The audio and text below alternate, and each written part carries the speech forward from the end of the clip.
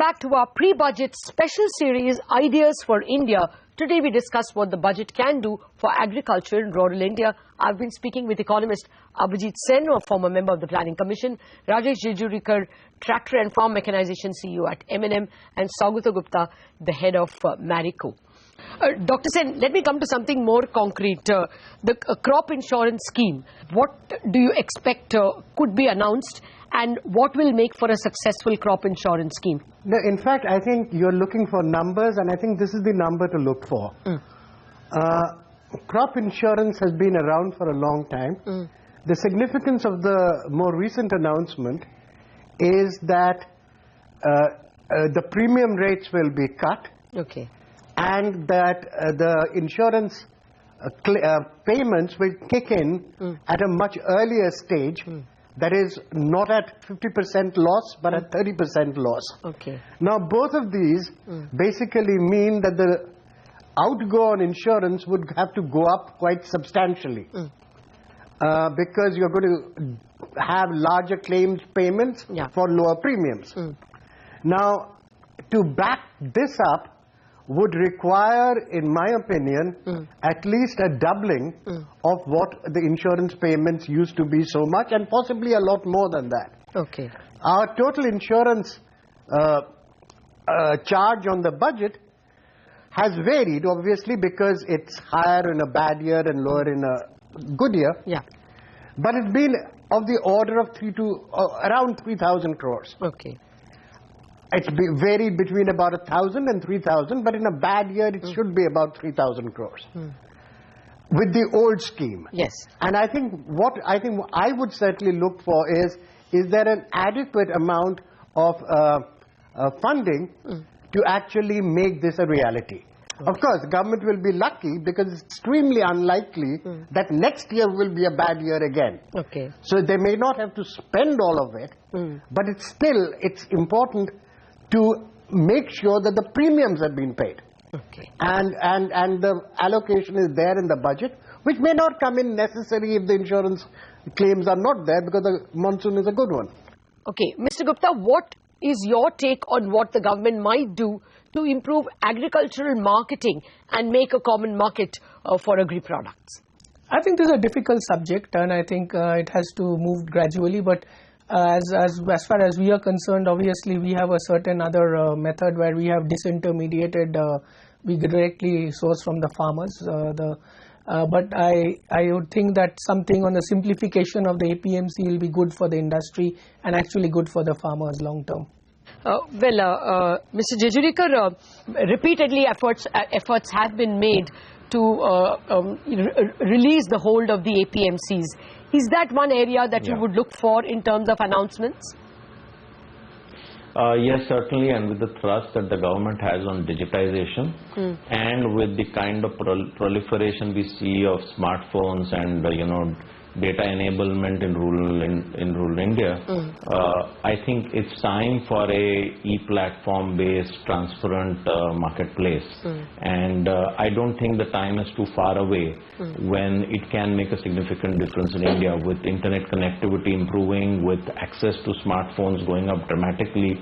I think this can be the game changer, and this will probably be one of the biggest drivers in increasing the farm to market value chain realization, because as we all know, however good the crop is, it's finally the income of the farmer is based on the price he's able to realize, and to have a more transparent mechanism to help the farmer get the best price, I think can be one of the significant game-changing initiatives that the government can focus on. And I think the time is right. If this was even done 1 year or 2 years back, maybe it was time too early. Okay. I think the time is absolutely right to do it now. Okay. Dr. Sen, do you expect subsidy amounts or methods of transfer of fertilizer or food subsidy to be part of the budget? Will that make a material difference to rural India? See, I think the big story on subsidies is that they should have come down. World fertilizer prices are down. So I think the big story is that the government has a leeway there, because not only has oil subsidies come down very sharply, subsidies at least in fertilizer should also have come down somewhat. Yes. How they make use of it is the real issue. I think there's a lot said about DBT on fertilizers. They can try, but I think a lot of effort still needs to be done, because there is not much clarity regarding who should get a fertilizer subsidy. I don't think we have a database which is credible for that. Yeah, actually, Dr. Gulati has been repeatedly speaking about instead of a procurement price, to give a farmer protection in terms of an income protection. You don't expect such dramatic policy changes to be announced, do you? No, I do not, because if that would require a really big homework. Okay. And we don't see any evidence of that have happened. Okay. Well, Mr. Gupta, are you expecting the government to announce any specific SOPs for the food processing sector? I think the food processing sector is going to be one of the growth vectors in the country in terms of benefiting the farmers, cutting out the intermediaries and ensuring that there are enough benefits in terms of industries to actually produce the thing and get it will benefit also consumers in terms of cost. I think today there's a lot of wastage that happens in the entire infrastructure. So infrastructure is a big thing, and therefore there has to be continued benefits to invest behind infrastructure. And I believe this is one of the could be the big drivers of growth of the economy. So I think the government should continue to encourage the industry and also ensure that and which will be a very win-win for both the farmers and the consumer and the economy in general.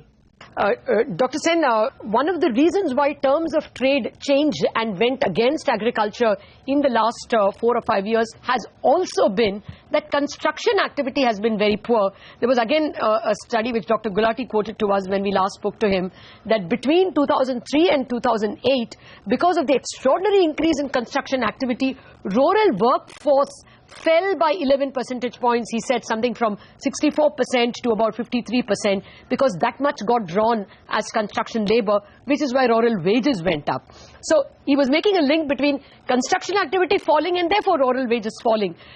Do you think we should look for that, construction of smart cities or freight corridors, in any way increasing construction activity? Does that increase rural prosperity simply because there are more jobs? Oh, no, obviously it does, because I think it is true that the agriculture labor force, a substantial part, maybe the sort of numbers that Gulati is quoting, but a substantial part did find additional employment within rural areas or even in urban areas in construction. Unfortunately, what has happened is that the rate of growth of construction as a sector, which was roughly 10% per annum from 2004 to about 2013, is now around 3% or 4% at best. And so we've got a real all-round decline in the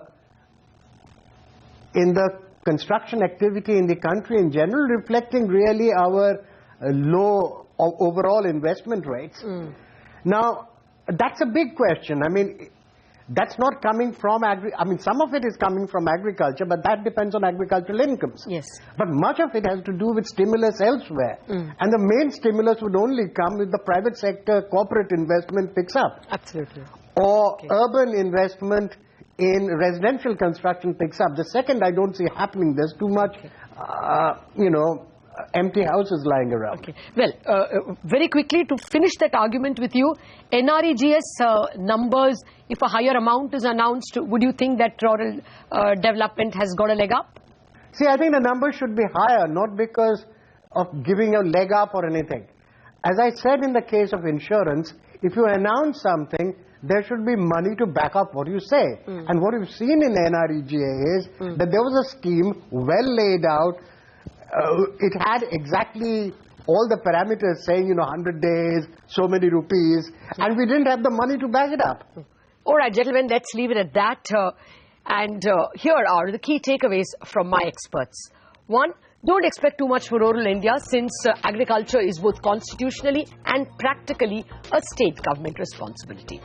Two, expect the government to allocate more for micro irrigation, the Krishi Sinchai Yojana. 3, crop insurance schemes may be liberalized. That is, the premiums that farmers have to pay may be lowered and relief may be available at even lower losses. 4, the government could use its digital initiative to unify at the moment segregated agricultural markets. 5, too early to expect direct benefit transfer for fertilizer and food subsidies. The ecosystem has not yet emerged. 6, general schemes for rural electrification and sanitation, as also construction boosting activities such as the smart cities, can improve the lot of rural workers by giving them more job opportunities. Those are the key takeaways from my elite panel. Thank you for watching this edition of Ideas for India, our pre-budget special.